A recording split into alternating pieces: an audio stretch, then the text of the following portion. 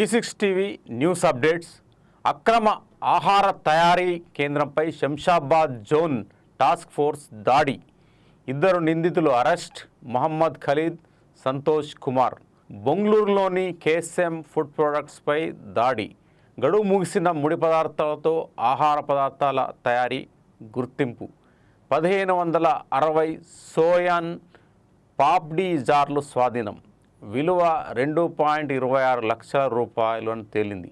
పల్లిపట్టి చిక్కీ 240 జార్లు స్వాధీనం చేసుకున్నారు. వీటి విలువ ₹34,800. 670 కిలోల లేబుల్ లేని బెల్లం స్వాధీనం చేసుకున్నారు. లేబుల్స్ లేని వివిధ రకాల ఫ్లేవర్స్ కోకో పౌడర్ను గుర్తించారు. 72 మైదా బస్తాలు 50 కిలోల చొప్పున స్వాధీనం చేసుకున్నారు. గడువు ముగిసిన మైదా విలువ 1.8 లక్షలని తేల్చారు. మొత్తం స్వాధీనం చేసుకున్న ఆహార పదార్థాలు, ముడి పదార్థాల విలువ 4.7 లక్షల రూపాయలు అని నిర్ధారించారు. తయారీ కేంద్రంలో అపరిశుభ్రమైన పరిస్థితులు ఉన్నట్లు గుర్తించారు.